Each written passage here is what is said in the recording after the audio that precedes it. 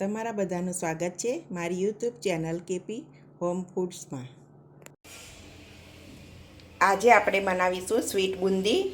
કેવી રીતે બનાવવાની, શું છે તે બધું તમને બતાવું મારી રેસીપીમાં। તમે છેક સુધી જોજો અને તમે પણ એકવાર જરૂરથી આવી રીતે બનાવજો। તો ચાલો રેસીપી શરૂ કરીએ।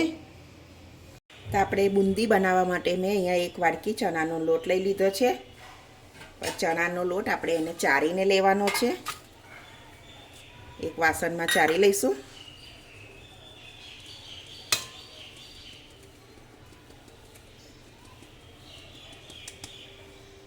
તો આપણે સરસ લોટ ચાળી લીધો છે એક તપેલીમાં। હવે આપણે એક ચપટી જેટલો બેકિંગ સોડા લઈ લેવાનો, વધારે નહીં લેવાનો। બરાબર લોટ મિક્સ કરી લેવાનો।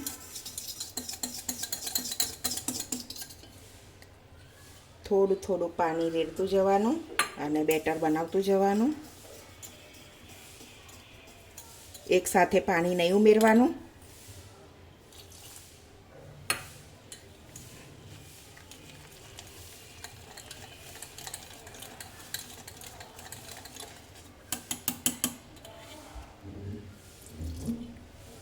અડધી વાડકીની પાણીની જરૂર પડી છે।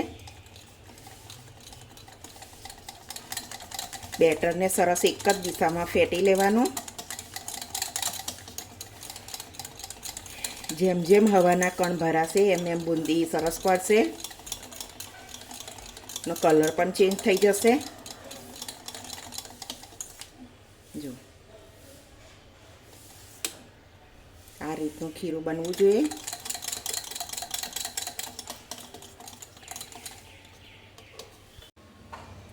તો આપણું બુંદીનું બેટર બનીને રેડી છે સરસ।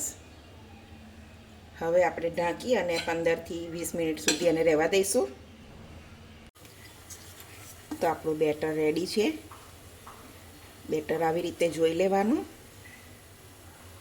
આમ કરીએ તો આપણું બેટર ભેગું ના થવું જોઈએ, તો આપણું કમ્પ્લીટ ખીરું કહેવાય। તો આપણે બુંદી બનાવવા માટે એક કઢાઈ લઈ લીધી છે, એમાં તેલ ઉમેરી દીધું।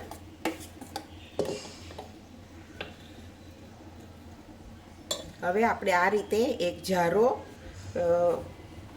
છીણી ખમણી આવે એમાં પણ પડાય। હવે આ જારો આવી રીતે છૂટા છૂટા કાણા હોય એવો લેવાનો। થોડો ઊંચો, બહુ ઊંચો નહીં રાખવાનો, બહુ નીચો પણ નહીં રાખવાનો। આ રીતે પડશે। જારાને સહેજ પણ હલાવવાનો નથી। ગેસ મીડિયમ ટુ સ્લો રાખવાનો છે।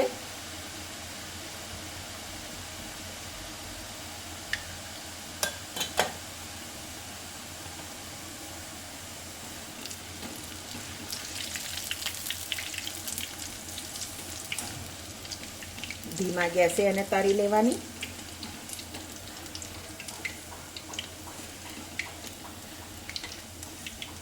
બે એક મિનિટ જેવું લાગશે તળાતા।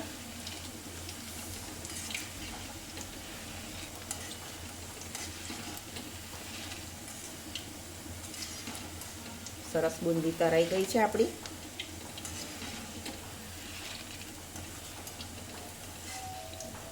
તો આપણે કાઢી લઈશું।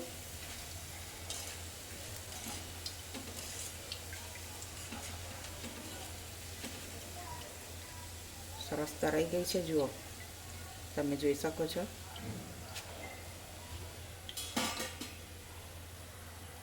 તો આપણે બીજી પણ એ રીતે લઈ લીધી।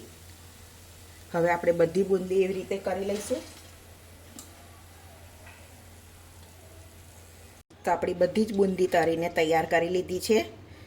હું એક દાણો તમને દબાઈને બતાવું, એટલી સોફ્ટ બની છે જુઓ।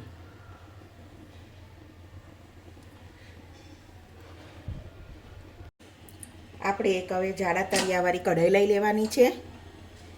એમાં આપણે એક વાડકી જેટલી ખાંડ, એક વાડકી ચણાનો લોટ હતો એટલે એની સામે એક વાડકી ખાંડ લઈ લેવાની।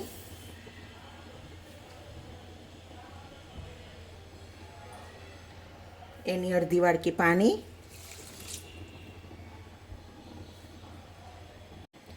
બરાબર મિક્સ કરી લેવાનું।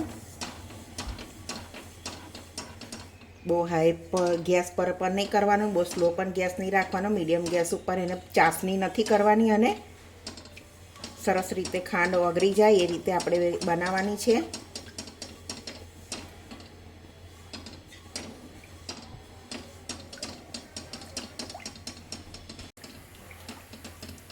આ રીતે એને સરસ રીતે હલાવતું જવાનું.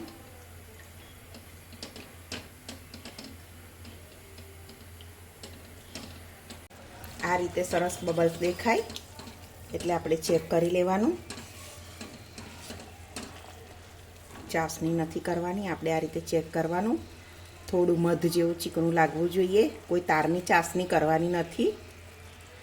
હજુ આપણે થોડી વાર થવા દઈશું.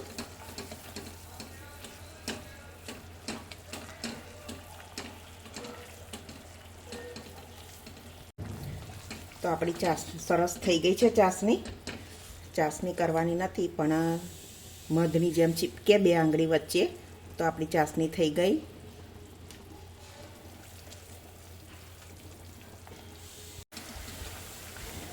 તો હવે આપણે કેસર લીધું હતું એ ઉમેરી દઈશું.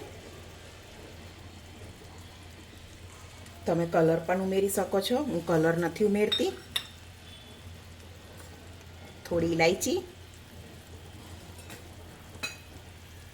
બદામ, કાજુ, પિસ્તા થોડુંક હું અંદર ઉમેરીશ.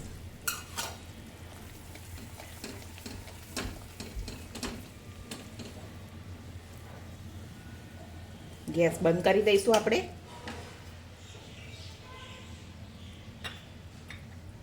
હવે ગરમ ચાસણી હોય એમાં જ આપણે આ બુંદી લઈ લેવાની છે.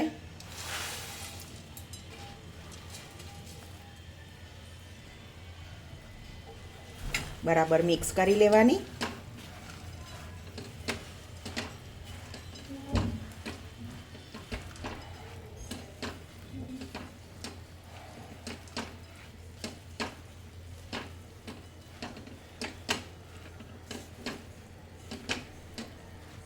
બરાબર મિક્સ થઈ ગઈ.